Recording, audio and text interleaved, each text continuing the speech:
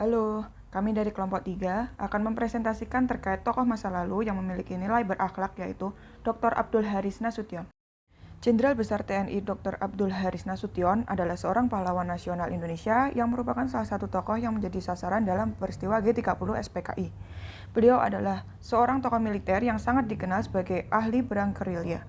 Pak Nas demikian sebutannya, dikenal juga sebagai penggagas dwi fungsi ABRI. Selain konsep dwi fungsi ABRI, ia juga dikenal sebagai peletak dasar perang gerilya.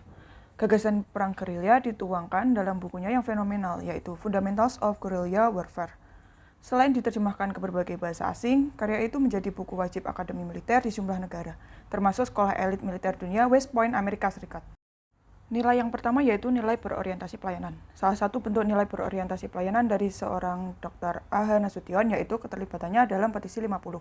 Petisi 50 merupakan gabungan 50 tokoh dari latar belakang sipil, militer, dan politik yang menggugat Presiden Soeharto karena telah menodai serta menyalahgunakan filosofi bangsa sekaligus dasar negara yaitu Pancasila.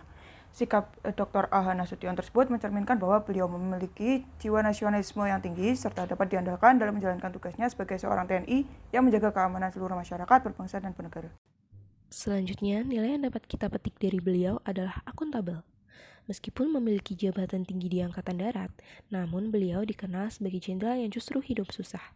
Bahkan, istri beliau pun merasa kehidupan keluarganya sangat jauh tertinggal dibandingkan dengan keluarga petinggi TNI yang lain. Meskipun demikian, beliau tidak suka menggunakan fasilitas dari negara, apalagi untuk menyalahgunakannya. Nilai selanjutnya yang dapat dipetik dari beliau adalah kompeten. Beliau selalu melaksanakan segala tugas dan kewajibannya dengan kualitas terbaik. Beliau dulu pernah menjadi guru di Holland Inland School Bengkulu dan juga telah dilantik dengan berbagai pangkat di bidang militer seperti menjadi Panglima Divisi 1 Siliwangi, Panglima Markas Besar Komando Jawa, dan kemudian dilantik kembali menjadi KSAD. Beliau juga pernah menjabat sebagai menteri di berbagai bidang, seperti Menteri Keamanan Pertahanan Kabinet Kerja, Menteri Koordinator Kompartemen Pertahanan Keamanan Kabinet Dwikora, dan juga pernah menjabat sebagai Ketua Majelis Permusyawaratan Rakyat Sementara. Nilai harmonis dari Nasution ditunjukkan dari upayanya untuk menciptakan angkatan darat yang bebas korupsi selama ia menjabat. Ia juga merupakan konseptor dari dwi fungsi ABRI yang menempatkan militer di jalan tengah, yakni militer tidak sekadar sebagai pengaman negara, tetapi juga memiliki ruang untuk berkiprah di politik sehingga militer tidak kaku. Setelah kemerdekaan Indonesia, Nasution bergabung dengan Tentara Keamanan Rakyat. Kesukarelaannya dalam bergabung dengan militer menunjukkan kesetiaan Nasution pada NKRI. Ia juga menunjukkan loyalitasnya terhadap NKRI dengan penolakannya terhadap gerakan komunis dan segala bentuk korupsi. Saat terjadi pemberontakan komunis di Madiun pada September 1948, Nasution memastikan pemberontakan tersebut benar-benar tuntas dengan mengirimkan pasukannya. Nasution juga kerap menolak gagasan PKI dalam berbagai bidang dan melakukan berbagai upaya untuk menghentikan pengaruh PKI yang menguat di militer.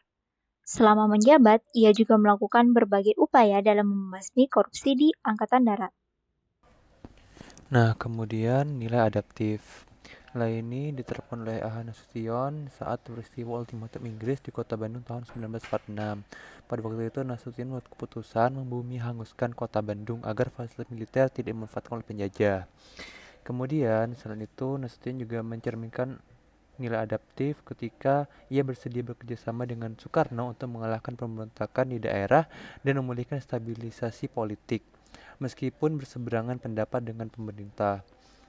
Yang terakhir, ia juga menerima tawaran Uni Soviet untuk memodernisasi Angkatan Perang Indonesia saat Operasi Trikora, meskipun beliau anti-komunis garis keras.